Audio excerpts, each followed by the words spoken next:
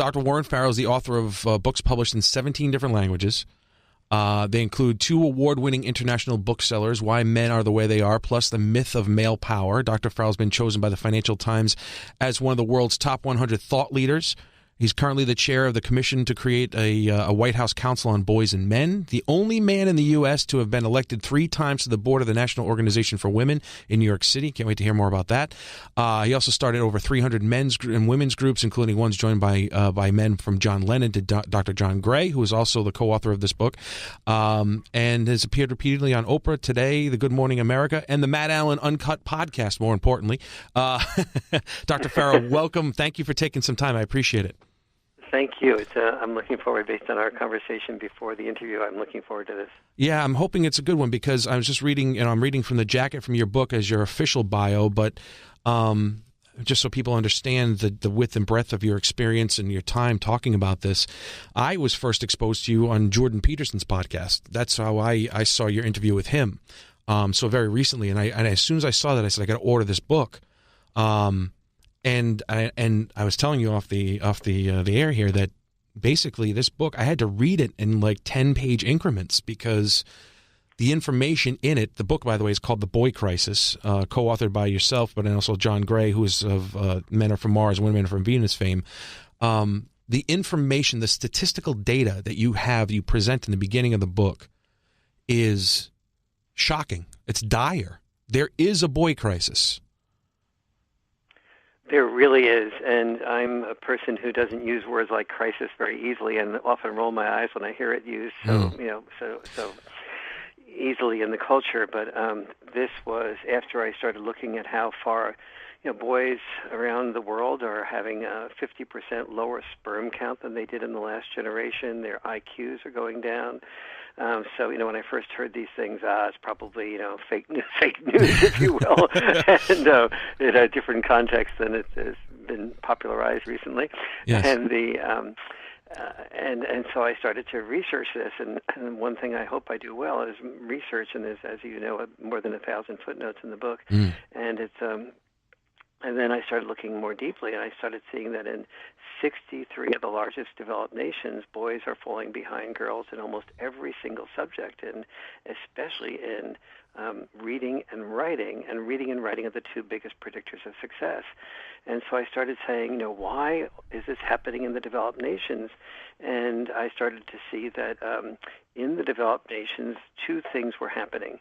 One was that there was because survival was sort of taken care of to a greater degree, the culture could allow permission for divorce that it didn't allow before that. And among divorced families, there was this huge gap between children of divorce that had a significant amount of father involvement and children of divorce that didn't. The other category was that I found that 53% in the United States, according to census data, 53% of women who are under 30 who have children have those children without being married. Well, I'm not a big stickler on married or not married, but when it comes to raising children, if the non-married mothers fell into 2 categories. Ones that barely knew the fathers, and obviously those fathers were not involved, and the other ones that lived with fathers. And the ones that lived with fathers, that was the average father was involved with his son and daughter for only 3 to 4 years after birth.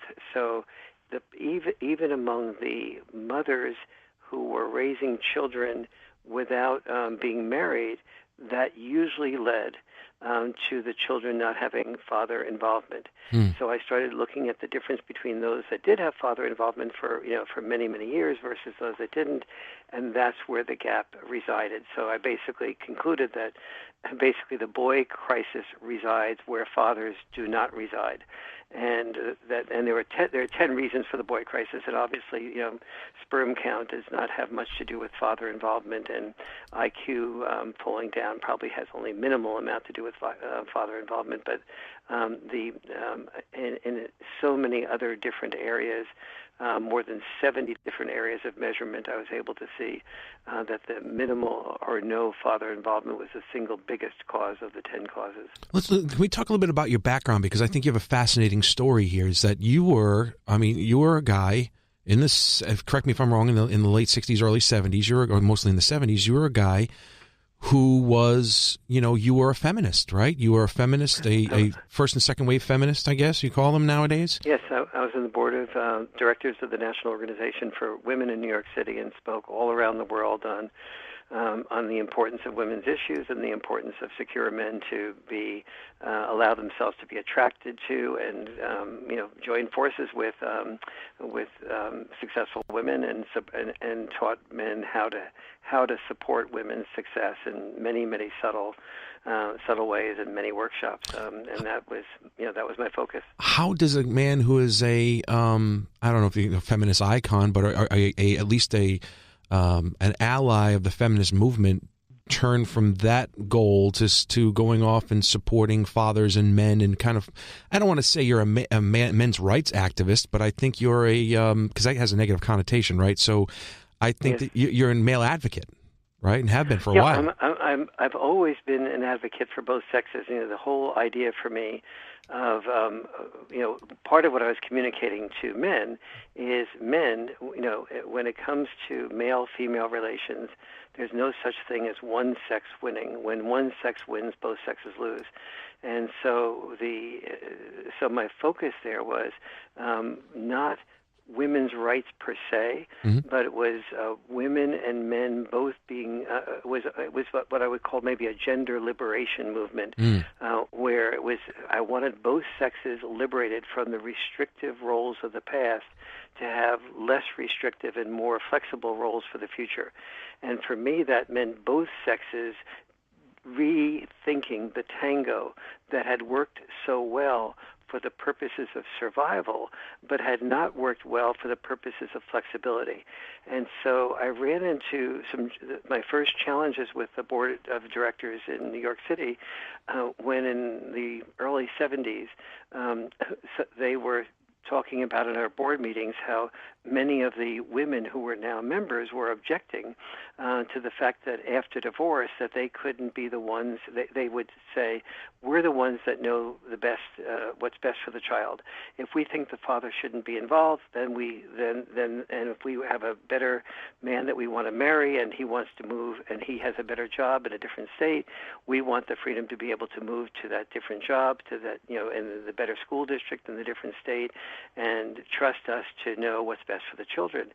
And I had two responses to that, which is one is that we're supposed to be about equality, and trust us to know what's best for the children would be like the same thing as listening to medical doctors and lawyers saying, trust us, we know we know what's best for medicine, and if we think that women should be involved, fine, but if we think that they shouldn't be involved, it should be up to us men to know what's best for medicine.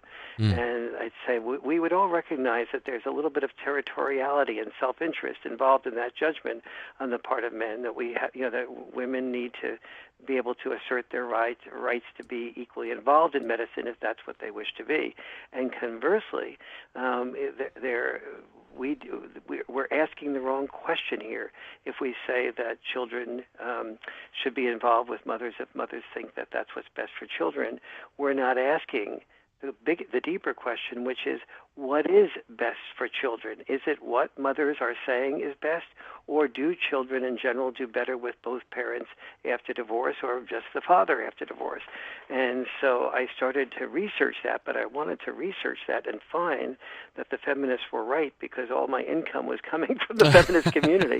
And it was becoming pretty clear to me that the atmosphere around the board table was not one that's saying, oh, Dr. Farrell, we're so appreciative that your research will find out whatever it finds out, and you'll report it to us, and we'll equally support you no matter what you find out, because all we care about is the children. And so that's what led to my finding that children do so much better after divorce or in a relationship all in so many different ways. They do better. They are much less likely to drop out of school if they have significant father involvement. They're much more likely to do better in getting jobs, in not being depressed, and not being addicted to opioids, to drugs, to video games, to video porn. They feel better about their motivation. They're much less likely to get depressed, and just, as I said, in 70 different areas. And well, what's interesting about this to me is that I'm hearing this, and so you kind of separated from now as a result of this, right? Because your research led you to the truth, and you believe the truth rather than the ideology. And was the research then as good as it is now? Has it gotten better and kind of reinforced what you found, or has anything changed over the years? That's it. Yes, it has changed over the years. The research at the beginning, what I had known about the research when I brought this issue up was very little, because divorces hadn't been in that large numbers for that many years. And when you started breaking it down to try to figure out, is it really that the father is that important, or is it the socioeconomic background of the family, or is it the geographical location, or is it the school system, and so on. And so you had to slice and dice it many different ways to go from being a correlation to a cause. And but as the years went on, now the top leading psychologists and researchers in this area have done the first consensus report. If you know anything about academia, like to get 100 academics on the same page and agree on something without being petty about the disagreements, it's a miracle. But one of the very few times, if it's not the only time I have ever seen a group of 100 psychologists and researchers agree, it's that the children raised by by dads, in addition to being raised by moms, that it's the two-parent, what I call checks and balance parenting, when both parents are equally involved in the process and checking and balancing each other's style. That's when children do the best. And what I discovered in the process of researching that, as you know, is that there's a whole set of differences between dad-style parenting and mom-style parenting. And the good news about mom-style parenting is that moms know, they're able to articulate what they're doing, and what they're doing makes just common sense. Moms do tend to be more protective. They tend to be more nurturant. They tend to be more responsive to the sensitivities of a child, and that has good dimensions to it. It creates underlying security for the child feeling like he or she is loved in a non-conditional type of way, and that's wonderful. But it's not wonderful if it's the only type of parenting that occurs. A child then tends to feel like they can, no matter what they do is okay, and there's not as many requirements, and the child's feel a child that is always empathized with is not a child that learns how to be empathetic, because the only thing it's learning is that no matter what it does, its feelings are focused on, right. And it doesn't need to have the feeling. It doesn't need to have someone. It is not required to focus on anyone else's feelings except his or her own. And it's one of those things that it sounds like you're basically saying that the sun is hot. Like, it's so obvious. We've done research to confirm that the sun is warm. I mean, it's one of those things that everybody knows. It's kind of a bizarre thing about human natures, where we need to have proof of what we all know. I mean, it's not shocking to me anyway that fathers and mothers, in general, obviously there's always going to be exceptions to the rule, but in general, have different ways of going about the world, and that both of those ways have, I'm sure, from millions of years of evolution, have contributed to the ability for us to be what we are. And so if you start to take away en masse one of those forces, there's going to be an imbalance there that's going to have consequences. That is exactly right, and it's really very well expressed, because one of the things I hold men accountable for is, as a rule, dad's response to having a child is to focus on being more involved with his workplace, to be able to support the child economically and the children economically, and the new demands on economically. And so a father who has a passion for being a teacher might give up that passion and become an administrator instead of a teacher, because it pays more to be an administrator or a person who's a local salesperson and could be home before the child was born, realizes after the child is born, my goodness, now I have additional responsibilities. I have to accept that offer to be a national sales rep rather than a local sales rep, but that brings him away from home, and so he learns what I call the father's catch-22, which is to love the family by being away from the love of his family. And so so we've begun to have many fathers the fathers, the way that they hold a relationship together, fathers' relationship books are often business books, and women's business books are often relationship books, because they know that if they have to have a good relationship to find a good man who can earn enough money. But all of this leads to a set of problems, which is that men don't do the reading to be able to understand, for example, that when they're roughhousing, they have to be able to articulate to the mother what's the value of that roughhousing, because from the mother's point of view, they look over at the father roughhousing, let's say with the 3 kids, and the mother is thinking to herself, "Oh my God, this is Dad is just one more child I have to monitor," and and the mother's looking over and saying, "Okay, do not go over and interrupt this roughhousing. I know that, but on the other, because the kids do seem like they're having fun, and you don't want to interfere and dominate Dad's style. But on the other hand, I just can see that this is going to sooner or later lead to an accident, and somebody's going to end up crying, or somebody's going to end up either having their head, knocked against the other one, and with about 100%, there's about 100% chance that she's right. But Dad doesn't say, here's what happens when you roughhouse. And so now I'll give you a little bit of the science of roughhousing. Because this is actually one of the things on my list I want to get to, because this is very important. This is along the lines of what dads offer, what they bring to the table with their style, and like what Dr. Warren, and if I can translate a little bit, is saying is that this is what you're saying is that this is not what we're not good at, is explaining this stuff, because we kind of know it instinctually, but we can't verbalize it, and women need us to verbalize it to them. Exactly. Is that right? And many men don't even, they just instinctually do this. Sure. And there's about 10 differences in male-female parenting, and exactly what you said before, these have evolved evolutionarily, but men have not spent the time studying what the connections are between good outcomes for children and what their style is. So let's say, just for example, that the dad is roughhousing and maybe play wrestling with the kids, and let's say, Johnny and Jim and Jimmy and Jane are on the couch, and and Johnny is the oldest kid, maybe 7, and Johnny is and James is 5, and the daughter is Jane is 3 or 4, and so they're all trying to work together to get Dad turned over so that they can win the wrestling match. And so Mom is again standing there worrying, and as the kids are battling to get on top of Dad in the best position, each of them is pushing the other one out of the way, except for the fact that the older one is more successful than the younger ones at doing this. And so eventually, so what's happening here is a number of things simultaneously. Dad is building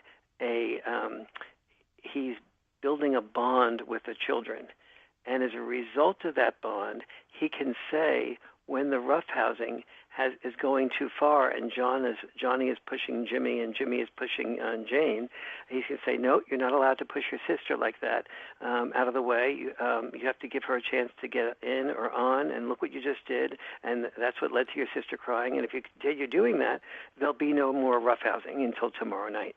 And so the kids won't like the fact that they're being restricted, but the fact that they're on this, Dad is like a roller coaster. He's a source of huge amounts of excitement, but there's an understanding that he's also going to provide a safety net to make it so that everybody ends up happy. And so the kids eventually do bully the other one or push the other one out of the way, or maybe even bump heads or whatever. And so, but Dad uses that bond plus the boundary boundary setting of saying, okay, no more roughhousing till tomorrow night. And then the kids go back and he gives them another chance to do it better. But when not if, usually when they break out of that pattern of doing it better, the dad just usually will say something like, okay, you didn't do that well, no more roughhousing until tomorrow night.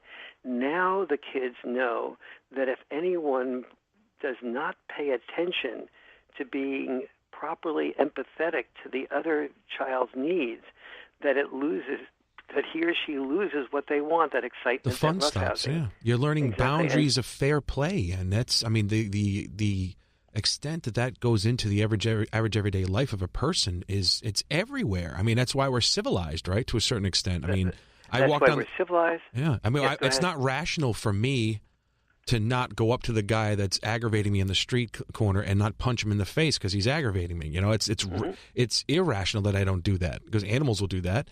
You know, they'll go to each other and attack each other for no reason. I've learned that there are boundaries between me and other people, that they have certain levels of autonomy that I have to observe and I have to respect. And that, you know, that's kind of what that teaches, right? You've hit the nail right on the head. That's exactly what it teaches. And so children who have a lot of roughhousing are far more likely to be empathetic, because as you can see in that example, each of the children are not told by a lecture to be empathetic. Yeah. They're given life experience, what psychologists call, they're given emotional intelligence under fire, to be able to be required to think about someone's feelings other than their own, which is biologically unnatural until you are forced to do it. It's yeah, and it's, you know, what's funny is that it's the antithesis of what you think the lesson would be, because I can picture, and rightly so, mom sitting there going, he's teaching them to be aggressive. They're going to go to school. They're going to fight other kids. They're going to get in trouble. This is the thing. We should not teach them this aggression. It's not good for the world. It's not good for anybody else. It's not good for them. They're going to hurt somebody. And it's really, quite frankly, the opposite. It is exactly the opposite. And so a lot of the reason dads need to really get into understanding this is because so much of what dads do naturally is counterintuitively positive for the child. That is, we now have very good data to show that the children that roughhouse with their dad or their mom, although it's very rare with the mom, are much more likely to understand the distinction between being assertive and being aggressive. And we can clearly understand that, you know, a dad that says, you know, if a mom says, don't treat your brother or sister this way, everybody will sort of pay attention to it for a few minutes, but then as they get excited about something, then they go back to what is biologically natural, which is to push somebody else out of the way to win. And so that's where, and so mom will then often repeat, you know, don't treat your brother or sister this way. And then mom looks at the dad, and he says it once, and mom is really perturbed that the kids pay attention to the dad just saying it once to the children, whereas she feels she has to repeat it multiple times.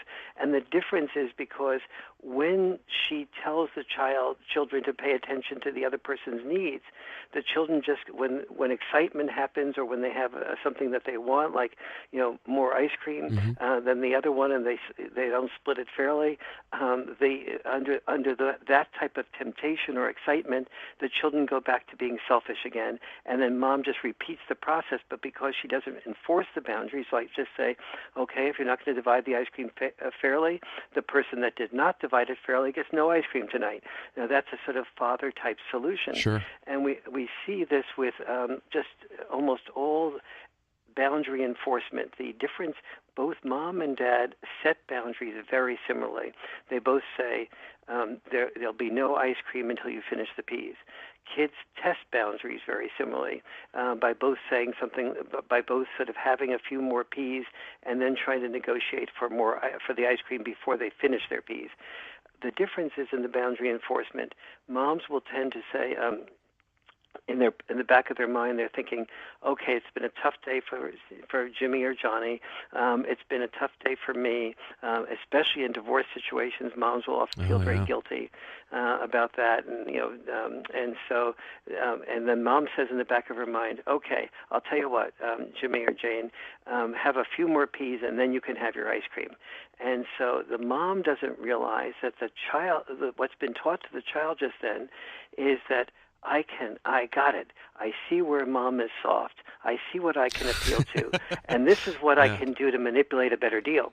So the kid becomes a really good manipulator and coercer. And so moms feel overwhelmed and coerced are two of the findings we find with moms by the kids.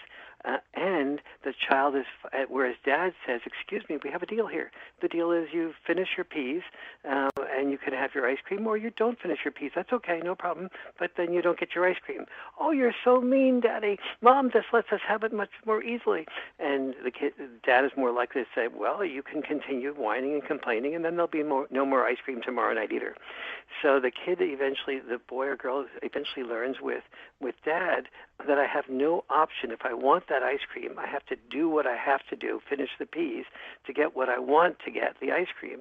And so what the child is learning with the dad is postponed gratification. Which is huge, right? Postponed gratification is a huge skill that's indicative of future success, isn't it? Isn't it a huge indicator?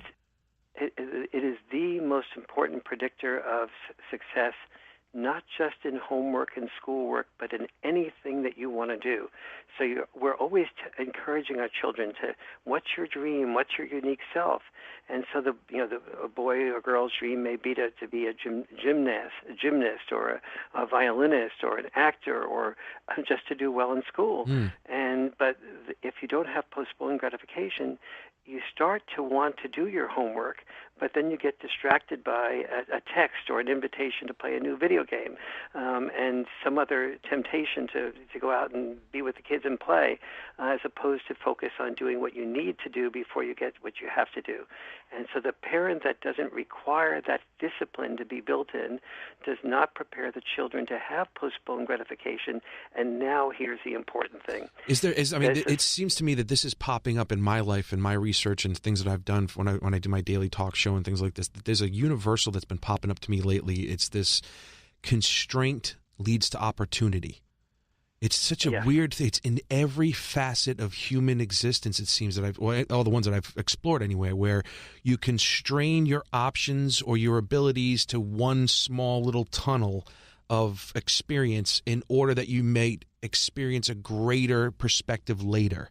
It's in exercise. You constrain yourself to a certain amount of exercise so that you can go off on a field and explore the freedom of having the skills. You learn, it's like a Karate Kid, you wax the car 1,000 times so that you know what the move is like when you're in a karate fight. It's this weird thing where you learn constraint so that you can, it's almost like planning for the future. It's like it's sacrificing now for more plenty in the future. It's like in everything we do. And that it's in absolutely everything we do. The postponed gratification is not just the most important predictor of success. It's the most important predictor of, let's say that boy doesn't finish his homework, or he has a dream of being in the basketball team, but he doesn't go to practice often enough. It doesn't rehearse all the drills in a systematic type of way as is needed. And so he feels like his dream is disappointed. And then the next thing he tries is he's disappointed again. He's disappointed. His peers don't respect him as much. The teachers don't give him as good grades. He goes home and feels like his parents aren't as proud of him as they are of his sister or brother or some other kid that they're almost sort of talking about. Look at that kid. Look what he did. He's on the football team. He's a wonderful gymnast. That type of thing. And so the child begins to feel ashamed of him or herself. Now, boys especially, when this happens, are more likely to become depressed and withdrawn. And they become withdrawn usually into video games and become addicted to video games, as opposed to girls who play video games also, but are much less likely to be addicted to them. Or when it comes to male-female time, he notices the girls are not interested in going out with the losers, but more likely to go out with the winners, football, quarterback, etc. And so he starts resorting to getting addicted to video porn. And the video porn changes his brain, as does the addiction to the video games, both in a little bit different ways. But the video porn addicts his brain to having excitement, having his dopamine be increased, that is his motivation to be increased when he has a different, more risk-taking experience with a female. So then he finally gets together with a real-life female who feels like she's been being treated like an object and not really being thought of as a person and dealt with as a person. So he really ends up getting very rejected by her, which then sends him back to be more deeply involved in porn, and the vicious cycle continues until he's depressed. And then this leads also to suicide, being 6 times greater in young boys, young males in their early 20s than it is for girls. And this, and in worst case scenarios, there's such anger on the part of the boy about the fact that everybody at school rejects him. He's invisible to everybody. Nobody sees the beautiful parts of him. That he can take that anger out with all kinds of ways, in all kinds of ways, including the school shootings. Well, let me, you just said a lot there. I could go with about 500 directions with that one last statement. Let's do this real quick so that people understand, because my audience likes stats. The boy crisis itself, in the beginning of the book, you talk about the statistics that kind of set the stage, and this is the top part of the book where I had to stop every couple of pages and just take them in. Share with the audience who is doubting. There might be people out there going, "Are you kidding me? We live in a patriarchal society. We live in a world where men run the world. There's nothing wrong with boys. They just don't like the fact that they're getting that women are coming up and taking the power away and everything else. Men are doing fine. Give us the stats. What in whatever order you think are most important. There's a bunch of them that I have notes from here from the book, but the stats on the physical the physical crisis, the mental crisis, all that stuff. Can you kind of lay those out for us in as short a form as you can to kind of give everybody a perspective as to where we are and how we are right now as men? Yes. First of all, just imagine yourself, if you're listening to this, as a parent of a boy. I am. So just so you know, Dr. Farrell, I have a 5-year-old who's going to kindergarten in 2 days. So this book is scaring the hell out of me. I'm so happy and so sorry at the same time, but I'm actually happy because you know why. Yes. Because there are so many. One of the things I really felt inspired and desired to do in the Boy Crisis book is to fill it with solutions and of how to do family dinner nights and how to enforce boundaries and how to keep men and fathers and mothers both involved and have a checks and balances. After my reading from yesterday, the roughhousing was on the menu yesterday, so we had some fun where he sat in a blanket and I picked him up as a little trap and I whipped him around the room in the blanket and threw him on the couch and he had a blast. So, that's fantastic. Dedicated to you. There you go. Thank you. That's really nice.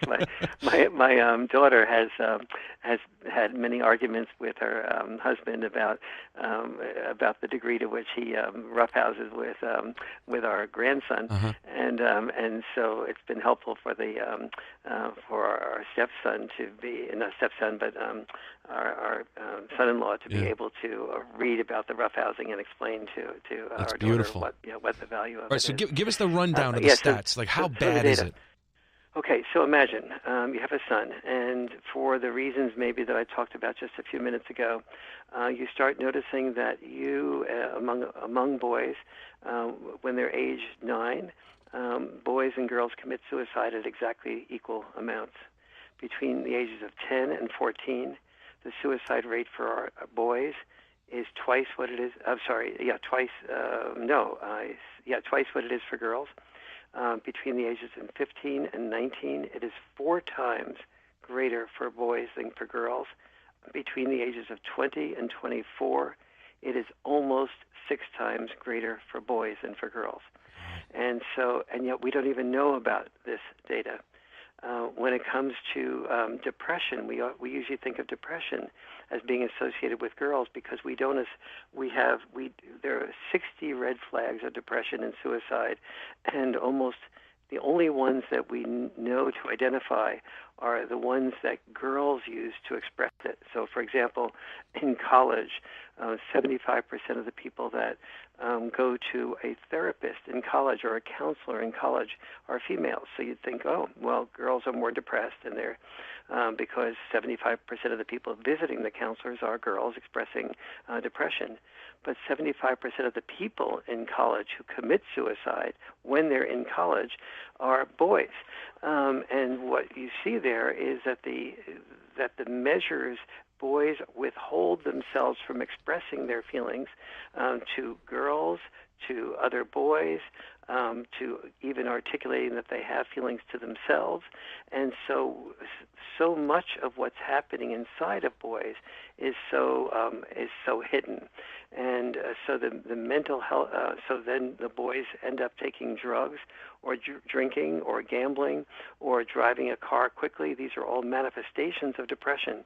But we don't see any of these because we are more focused on making sure he doesn't drive too quickly, or blaming him for driving while drunk, and we focus on the behavior rather than the underlying depression that lies underneath it. So then the boy who doesn't finish, doesn't do that postponed gratification, is far more likely to drop out of school than his sister is. When he drops out of school in high school, his unemployment rate is in the 20% plus when he's in his early 20s, and he's at his high potential of working, where the unemployment rate in the country as a whole is only about 3.5–4%. But for boys who drop out of high school, it's in the lower 20%. Plus, the boys who don't have jobs and who drop out of high school are far more likely to commit crimes. But when boys' testosterone is not channeled constructively, it leads to being channeled not at all, and therefore it becomes destructive rather than constructive. And hence, boys who hurt us. They hurt us in the school shootings and the mass shootings. The ISIS recruits are almost completely boys who have minimal or no father involvement, and so we see and the ISIS recruits are far more likely to be boys. Let's talk about that for a second, because that was shocking when I read that yesterday. That you have, what was the number? Was it 85% of the you got the statistic from people who are involved in ISIS have father deprivation in some way, shape, or form? Yes, was it? It's actually more than 85% of the dads who are involved in, the boys that are involved in ISIS, and also the girls. Girls, although there's a much lower percentage of girls in ISIS, among the girls and the boys recruited into ISIS, the great majority of them, like in the low 90 percentile, have a minimal or no father involvement. And the three female researchers who did the sociologists who did the research on this, the first time they interviewed all these ISIS recruits in a prison, they didn't even ask a question about father involvement as part of the background. It got volunteered to them so often that they went back and systematically asked the question, and then realized that it was the most dominant factor in the background of these kids. Broken families and lack of father involvement were the two big factors. You mentioned in the book that you think about the amount of money we spend a year in a post 9/11 era on national security issues and homeland security issues. Can you imagine if fatherhood was the silver bullet in all of this, how much money we could save? You also had given us another statistic in the book that had something to do with the fatherlessness. If you could decrease it by a percentage, you could save a certain amount of money per year. Did I hear that correctly? Or read that correctly? That is correct. That is correct, and there's many calculations, but of the amount of money that can be saved by fatherlessness, and money, of course, is in a way a secondary issue, but it's certainly if we look at what we spend on ISIS, and then we also look at what we spend on of preparing our schools and preparing ourselves against school shootings and Mm-hmm. all the, the monitors we have around us and so on, and now thinking about arming teachers and arming schools and so on, and this, this focus that we have on that, without recognizing that, that girls have the same access to the same guns, the same violence in the media, the same family values, and it's not our girls that are shooting, and it's our sons, but it's not just our sons that are shooting. It's the sons that are not deprived, that are deprived of a significant amount of father involvement. Those are that's the breakdown of the boys that are doing the shootings. Whether it's, the boy that just committed the shooting in Jacksonville after the video games, David Katz, Mm-hmm. or Adam Lanza and Sandy Hook, or Elliot Rogers at UC Santa Barbara, or Dylan Roof in Charleston, or Nicholas Cruz in Parkland, or Stephen Paddock, the guy that killed 58 people and injured almost 500 in Las Vegas. These are all boys with significant amounts of dad deprivation. That is just shocking. I mean, that when you say that, I think to myself, my God, what have we done? I mean, what have we done? Yes. I think about that, and I think about the racial disparity when it comes to single mothers in this Mm-hmm. country, and the violence in certain communities. And this is, I don't know how you've been doing this for so long and haven't gone crazy from the lack of attention on this issue. This is the silver bullet to a lot of society's ills, or the majority of it. Is that overstating it? No, it is not. It is not. I mean, every single day I feel like I'm being driven crazy when I, listen to TV, and we focus on, this issue or that issue happening with is an opioid crisis. Why is it happening? Well, first of all, look at the ratio of boys versus girls that die from opioid abuse. It's a 2-to-1 ratio, and then look at what's the background of these boys and that get involved in drugs or get involved in driving under the influence, and look at the harm they cause. One of the chapters in the book is called "Boys Who Hurt Us." Yeah. And because and you're right, it drives me crazy to see policymakers focusing on the superficial symptoms without focusing on the underlying issues. And certainly drugs magnify the problems of the dad-deprived boy, and certainly guns magnify the problems, and the availability of AR-15s and so on magnify the problems of the dad-deprived boy. But let's at least start looking at creating the whole concept of father warriors, of teaching boys who are in first and second grade how to prepare themselves with the communication skills necessary to become dads. If you have a younger brother or a sister, how to feed them, how to take care of them, how to nurture them, how to pay, just through roughhousing, how to pay attention to someone else's feelings other than yours.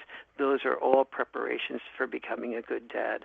And let's honor that, so that girls feel like a girl who's very ambitious and doing well in school, and she wants to be a have-it-all mom.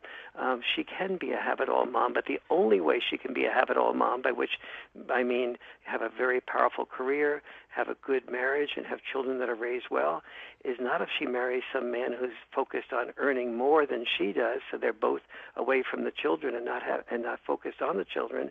It's when they have children for, maybe if the woman wants to be focused on her work, terrific, but then find a man who is happy to be focused on the children. And we now know from the Pew Research Center that when the Pew Research Center asked men who were full-time working whether they prefer to be more involved with the children or prefer to be full-time involved with the children or full-time involved with the workplace, 49% of men said, I would prefer to be full-time involved with the children, not part-time, but full-time involved with the children, if my family didn't need the money.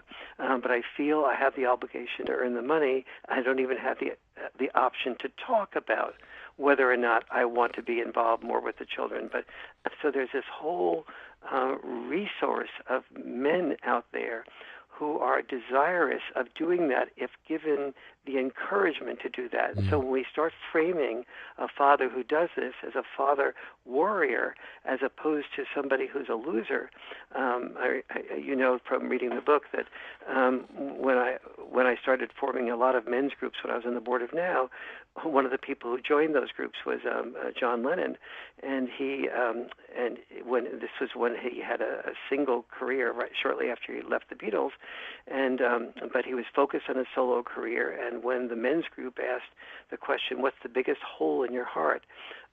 He didn't even know he was going to say anything about it, but he blurted out, "I think the heart is not having paid attention to my first son because I was so involved with my career, and not having paid attention to my wife, and therefore losing my wife and losing contact with my son. And now I've gotten remarried, and I'm living here in the States, and my new wife is saying that she's pregnant, and we just found out that it's a boy. And the biggest hole in my heart is the fear that I'm going to repeat the same pattern of not really getting to know my son." And the men's group confronted me and said, well, why don't you, would your wife be open to you taking some time off or cutting back on your work? And he said, I don't know, probably not, but maybe so. So he went home and asked Yoko, are you okay with that? And she said, go for it. You've earned it. You've earned it. And so then the next step he went through was, but I can't do it. I have, contracts, legal contracts. My hands are tied in 100 different ways. And the men's group pressured me, and my wife encouraged me to sort of to make deals to renegotiate those contracts and to let go of my career for a few years and to raise my son. Well, this discussion that I had with John was when the son was a little bit younger than 2 years old, and I said, "Is this what did you do the right thing? Did you make the right decision to leave your solo career and raise your son full time?" And he said, "Warren, it was by far the best decision of my life." He said, I feel embarrassed that I used to write about love, but I really never understood what love is. When every move somebody else makes, you're so concerned that he does the right thing the right way for the right future. That's love. Thinking about someone other than yourself and the next great piece of music you're going to write. There is absolutely nothing better in my life than being a father. I love it. It is the single greatest joy that God has ever given me. It is so. I love it. Share more about that, Matt. To be able to influence another human being in the way that you can, and to see somebody, and to, it's weird about it for me. It's almost, I'm shocked that he loves me as much as he does. Mm-hmm. It's like how another person can look at me in this way, and the way he does. It gets shocking to me, and he'll just come up to me and want to snuggle up and, Daddy, can I do this? And he's I say he puts a hammock between my butt cheeks sometimes, where he just likes to hang out with me all the time. It's a colorful way of saying that, but but he is. It is just an amazing thing, and for the people out there who don't do it or don't want to do it, I feel bad because you're missing out on one of the great gifts of existence. I feel terrible for people who want to and can't for whatever reason too. So that's why when I read the statistics that boys are falling behind, and it seems to me that the education system is created to, or is built to cater to girls. And I mean, we have a governor here. Our governor in the state is the first female governor, and she had a contest for the day for kids in 8th grade or above, a certain age group, to write an essay why they'd like to be governor for the day. It was only for girls. Oh my God, that's sad. Yeah, only for girls. Boys are not allowed. And I'm sitting here and I'm looking at the stats because I had heard about your book and I read the book, and I'm thinking about how girls are beating boys in almost every measure when it comes to academic success. That the pay gap itself is a function of a bunch of other things rather than discrimination, right? I mean, that from your research. It's about time. It's about motherhood, really, right? Mothers versus fathers, and having the time and the ability to take time off of work, and also life choices and what women think are what's important and life balance issues. Has nothing to do with discrimination. Political power is starting to shift. Women are starting to get more involved in political power. That was just their decision to get involved. And we are presented this world where men are the enemy. And I think to myself, Yes. what did I bring my son into? I mean, you see TV shows where dad is the moron. Every commercial you watch, dad is an idiot. Boys are expendable. Their masculinity is toxic. I mean, Dr. Farrell, what's going on here? What are we seeing?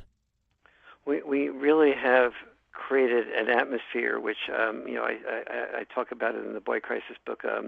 This slam poem that won a creative award nationwide for explaining explaining toxic masculinity, and this 14-year-old boy goes, the poem is, goes something like this. I first knew why I wanted to be a boy always. I understood for the first time Peter Pan when I was on a street and in front of me was a woman, and she glanced back at me, and she went across the street, and I knew that she was responding to me as an attacker, as I would be a father when I became a man, and I would be a brother, but I would be mostly an attacker, Now, can you imagine thinking about yourself? You're 14 years old. You're fearful of becoming a man because you perceive a man as being mostly an attacker. And it's not true.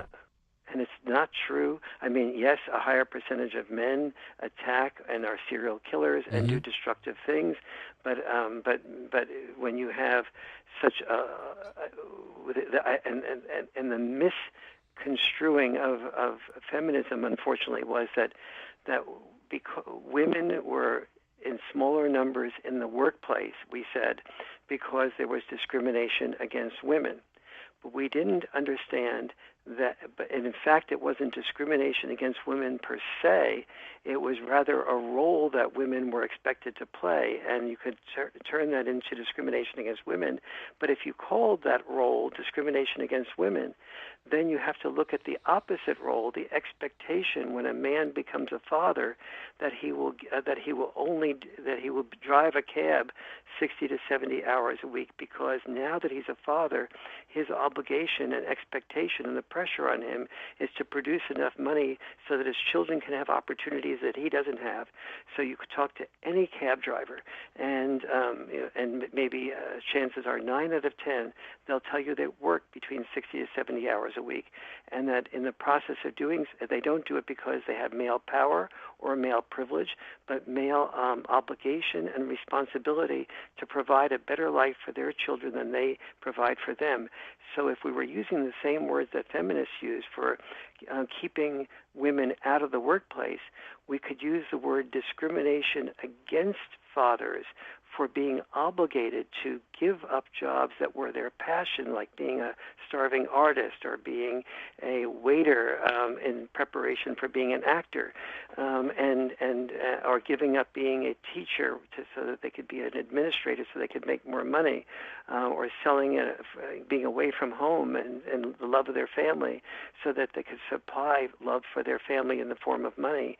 This is the pressure. This pressure on dads to do this is a type of discrimination against dads, but it really was never thought of as discrimination against dads.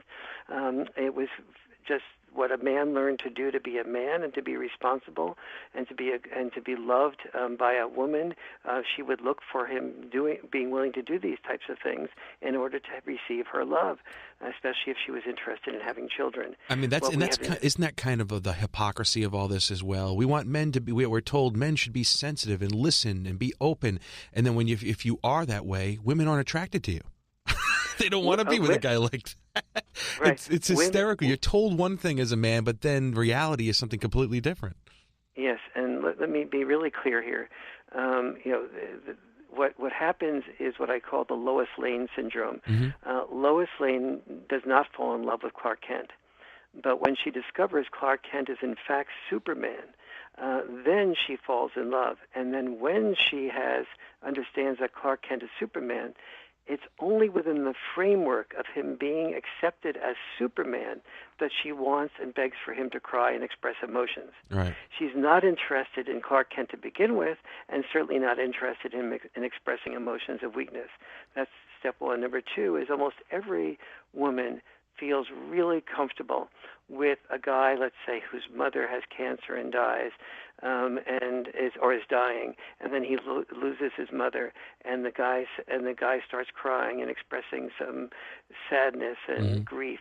Most women open their heart to men who do that type of expressing of feelings.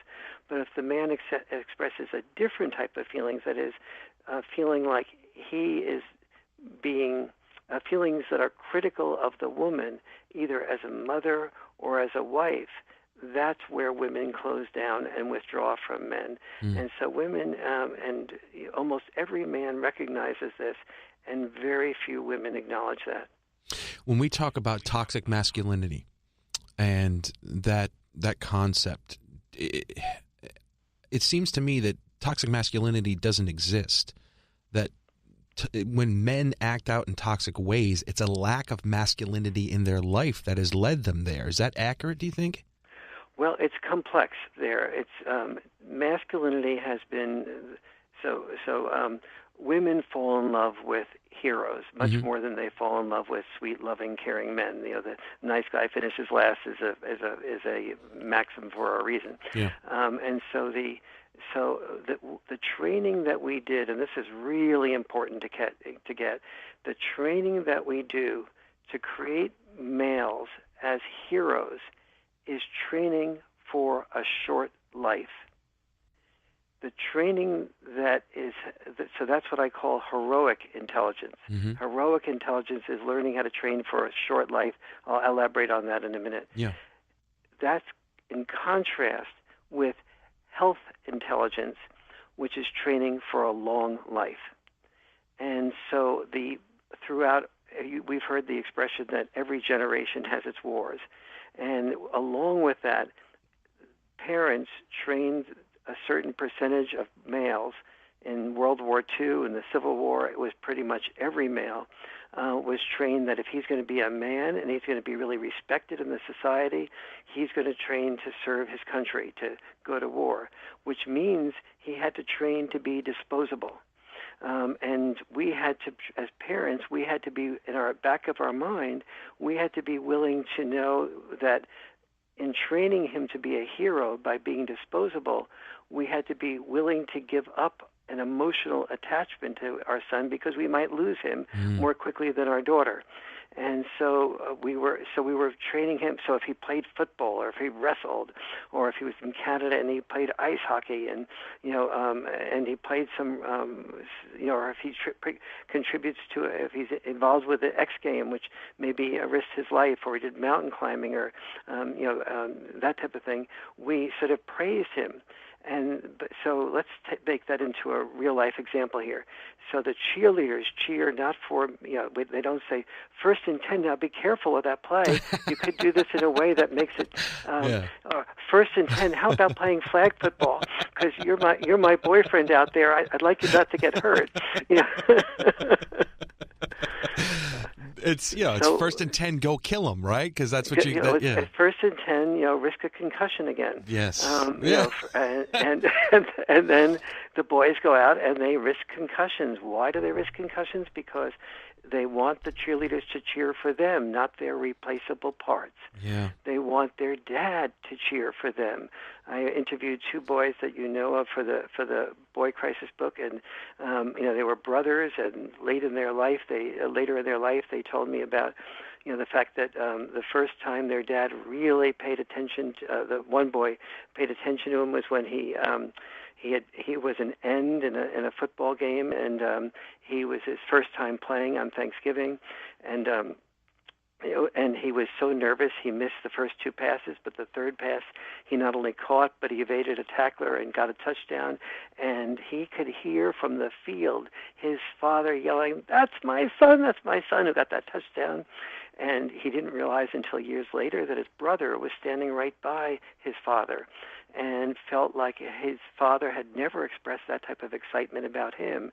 He was a more sensitive, caring type of kid, and he had been complimented for it upon occasion, but never had that brother experienced so much excitement being shared by his father to everybody else about the brother that was out there risking a concussion on the football field. There's evolutionary reason for it, right? I mean, we needed boys. I mean, it was because of the biology of men and women. Women were more it was just basically a division of labor. We'll go out, hunt, grab some, produce some things, and protect the homeland, while you guys raise the children and take care of what's going back here. And so we had to tell the boys, it's honorable, good, and heroic for you to go out and fight and die and sacrifice your physical body for the rest of the village, the town, the family, whatever, to survive. And if we didn't inculcate that into them, then they wouldn't do it. We wouldn't be here. That's exactly right. And so this is really where it gets deep, which is that in order to survive, we had to teach our sons to risk their survival. Yeah. And so doing the social bribes of saying, that's my son out there, first and 10, risk a concussion again, the cheerleaders. Those are all very deeply biologically ingrained. We see this in insects. We see it in birds. We see this in animals. Approximately 85% of females mate with the male that is considered the alpha male. So you see, for example, among buck elks, the female buck elks at about the 85% level will mate with the males that have the largest antlers. But no one understands that to get those large antlers, that means an exhaustion of 30 to 35% of the minerals, nutrients, and calcium from the body of the buck elk. And so if that buck elk does not get rid of those antlers by rutting after the mating season, if it doesn't do it quickly enough, it is likely to die if the winter comes too soon and it is not able to replenish all the calcium that it's lost. So the point of all that is men's weakness is often our facade of strength, the facade of strength being those antlers, and the weakness being the loss of all the minerals and nutrients and calcium that it took to get those antlers. But the female is attracted to the male that has that facade of strength, whether or not underneath it comes from a real strength. And so, ironically, the weakest of the elks is the one that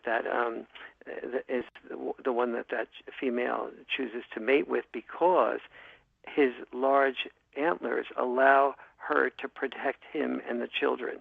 Yeah, and we do this in our. I mean, the other day we had some tower work on our radio towers here that were getting done, and there were all men who were literally strapped in by cords, hundreds of feet in the air, dangling there, painting. These crews are few and far between because not many people want to do it. And I looked up and I saw there all the men up there, and I said, "Look at all that male privilege hanging from the tower." Exactly. As and it's the men that are up there, fishing in the Bering Sea and dying at a rate of like 2 a year. Somebody always dies every season up there.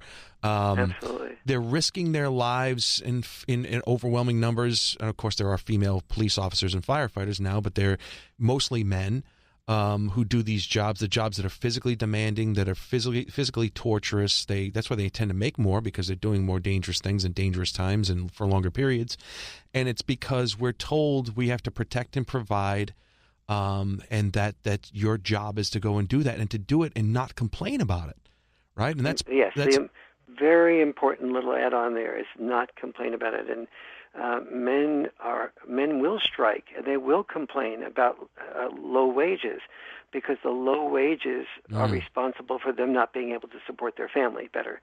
But if it comes to complaining about ourselves and the fact that or protesting the fact that almost 100% of the firefighters fighting the fires in California, where I'm calling from, are males who are often away from their home for 2 or 3 months without ever being able to come back, rarely having a good night's sleep, and suffering from the consequences of black lung disease.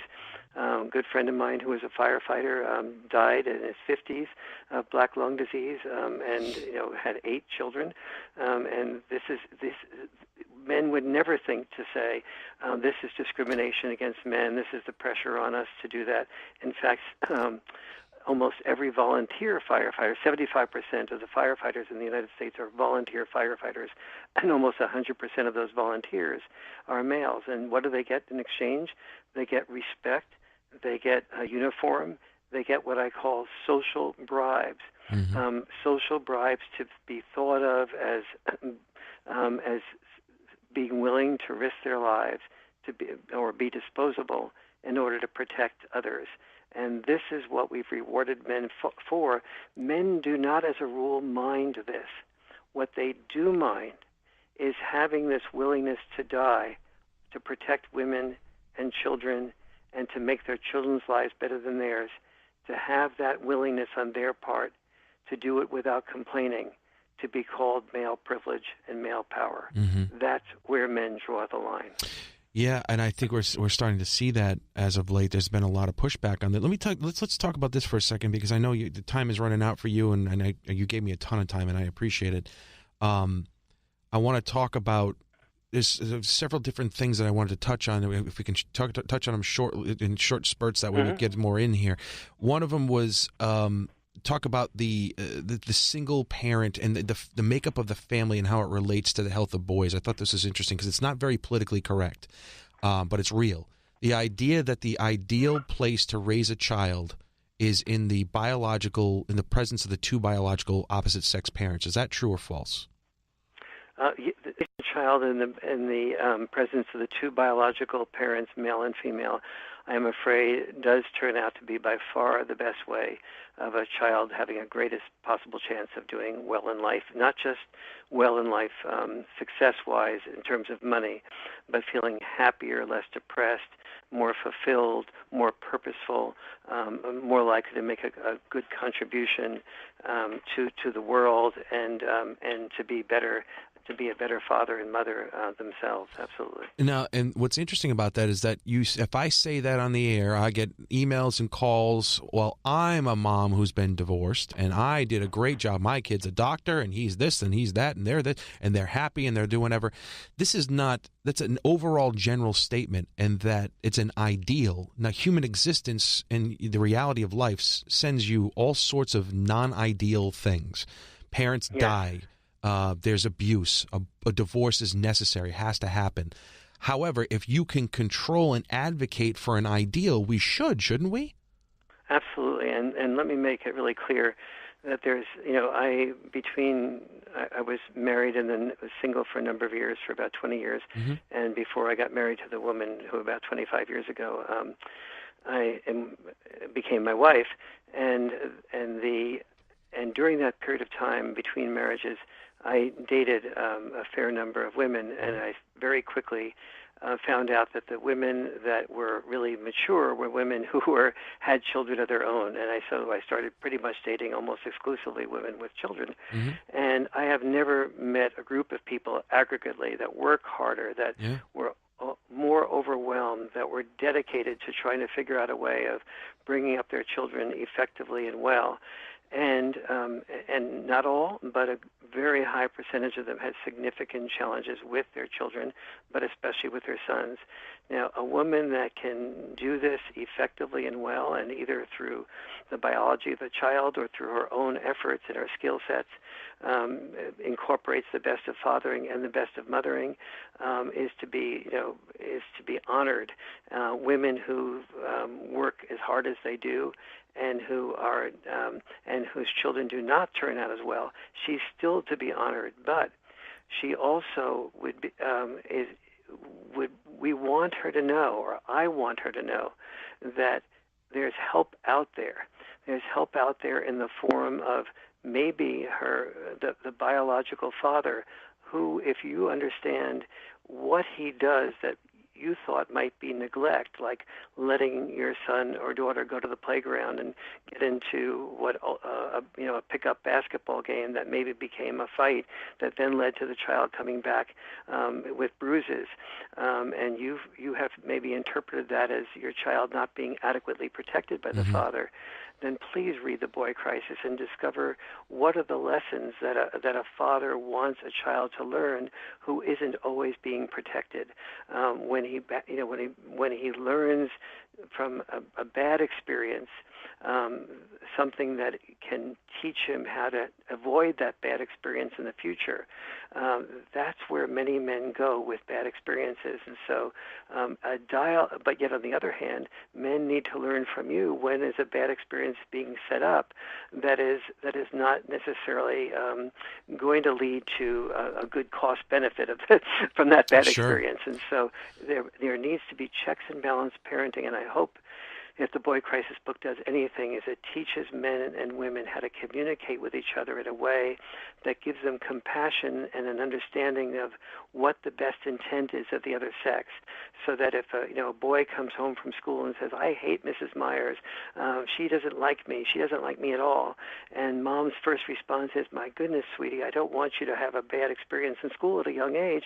I'll go in and talk to the principal about getting you changed over to another class," and dad's response is, "Sweetie, in life you have to learn to get along with people that you don't otherwise, that you don't like and don't like you. So what can we do here differently to talk to Mrs. Myers about that? How about setting up a meeting with Mrs. Myers, you and us, and we'll talk this through?" And the mother thinks, "My God, what are you trying to do here? You're supposed to be sympathetic to our son." And so who's right? Both of you are right. You need to get together and look at the individual situation, talk through what the options are, maybe give Mrs. Myers a chance to talk to the son and the son a chance to talk to Mrs. Myers, and then, if all that doesn't work out, go to the principal. Let me ask you this. There's been some movements that have popped up. MGTOW, I don't know if you're probably familiar with MGTOW, men going their own way. Sure. The incels, involuntary celibates. Talk to me about those for a second. Give me some perspective on MGTOW seems to be more rational of the two. Men just saying, "You know what, I can't win. If I have kids with women, they'll have all the rights to the children. They'll have rights to all my money. Why even bother? I'll use them for sex, and that's that. And I'm going my own way. I don't want to deal with that." What's your reaction to that?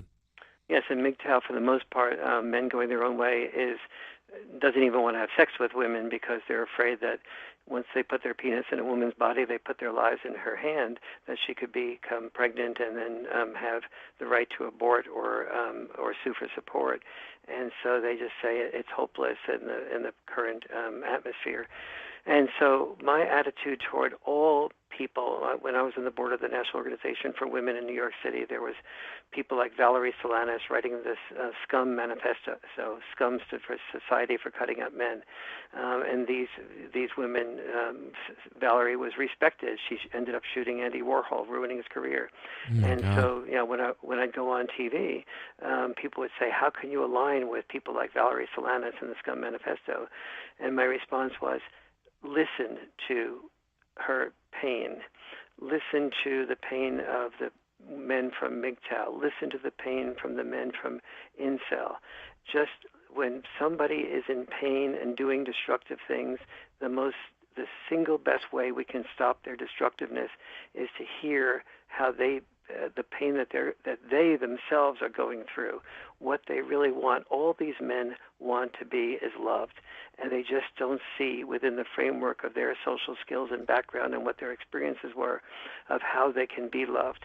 And I'm sure Valerie Solanas, wanted to be loved in a way that was different than she was. And so the first way to undermine any destructive movement is to listen to the pain of the people who are the destroyers.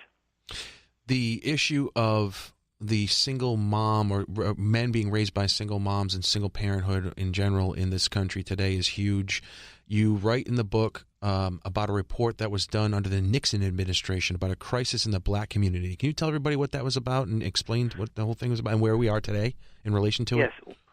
One of the most important reports that has happened in relation to the boy crisis is something that we were warned about in 1965 when Daniel Patrick Moynihan, who was Secretary of Labor under both the Nixon and Johnson administrations, he served both liberals and conservatives, and he was also a PhD and a scholar, and he was asked to look at why are we having so many problems in the African American or inner cities, and which was translated for the most part was heavily African American. Mm-hmm.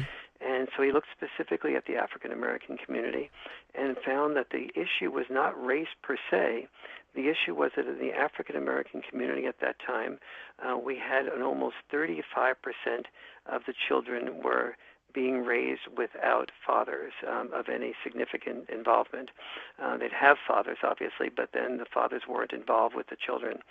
And he found that among that group of children, those were the ones that were growing up destructive and committing the crimes and not being employed and dropping out of school and so on.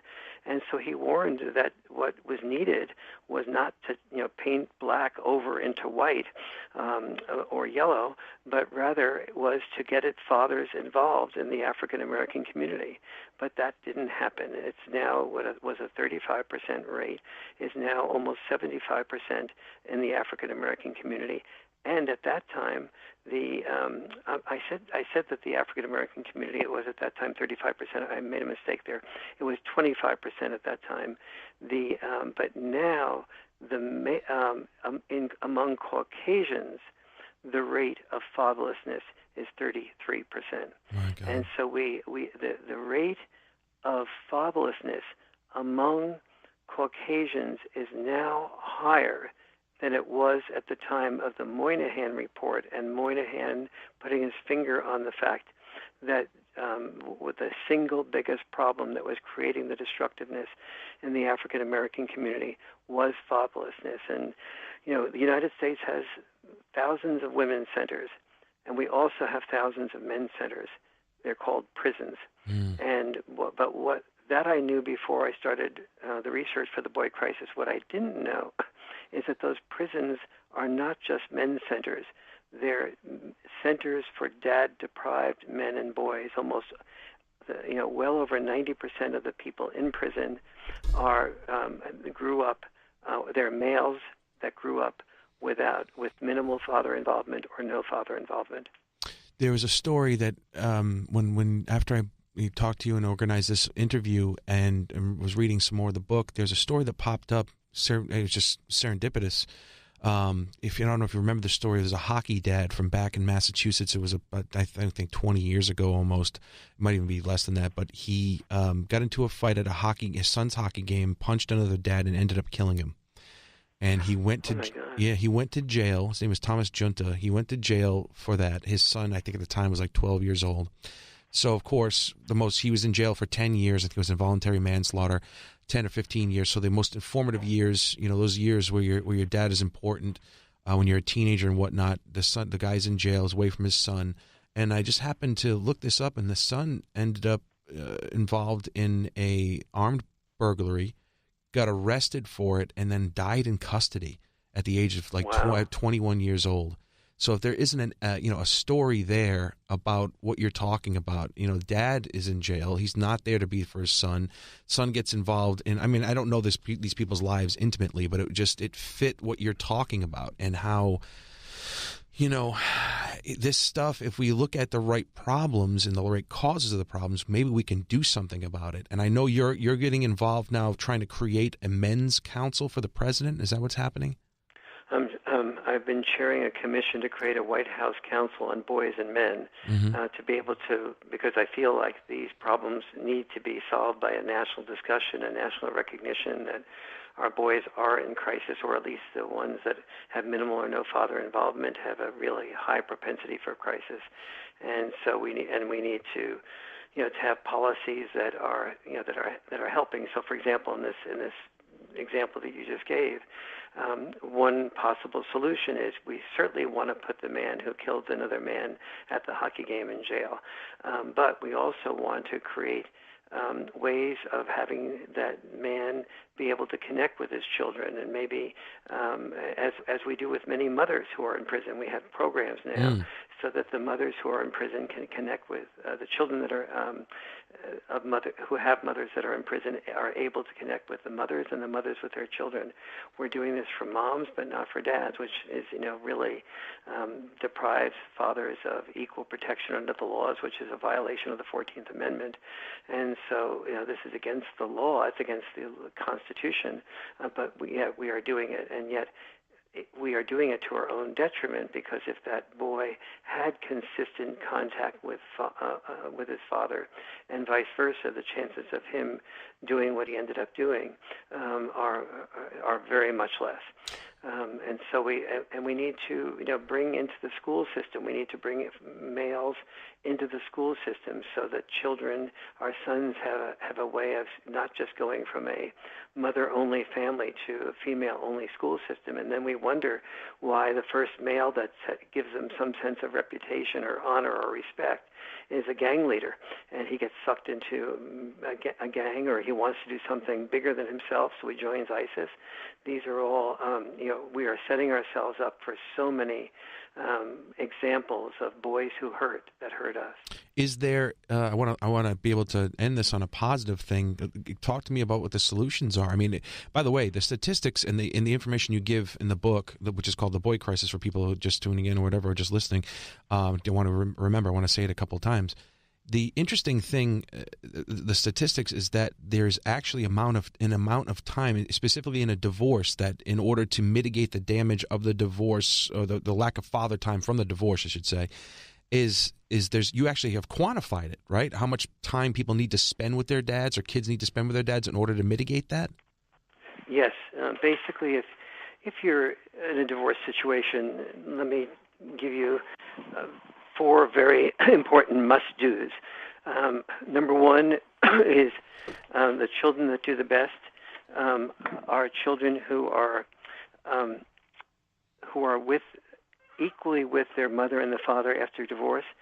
Second, that there is no more than a 20-minute drive time from a mother's home to father's home after divorce, so that the children don't have to give up friends' activities and therefore resent the parent whose home they're going to after divorce. Mm-hmm. Third, that there's no bad-mouthing that the children hear from the father about mother, or mother about father. And fourth is that there is consistent, predictable relationship or couples communication counseling that the mother and father go to, so that the children, so that the parents are not just talking to each other in an emergency mode, and therefore oftentimes under time pressure, seeing the worst of the other parent, but rather are able to hear the strategies and the best intent of the other parent and work through win-win situations with them. Yeah, that's crucial. That's such a hard thing to do, specifically since divorce is usually something bad happened, right? And it's probably not the best relationship in the world at that point. But when you bring other humans into the world, you have obligations, and you have a great gift to yourself through couples counseling, because a high percentage of people that don't do work with themselves and with each other and hear the other person's perspective go back out and repeat the same mistakes that they made in the first marriage.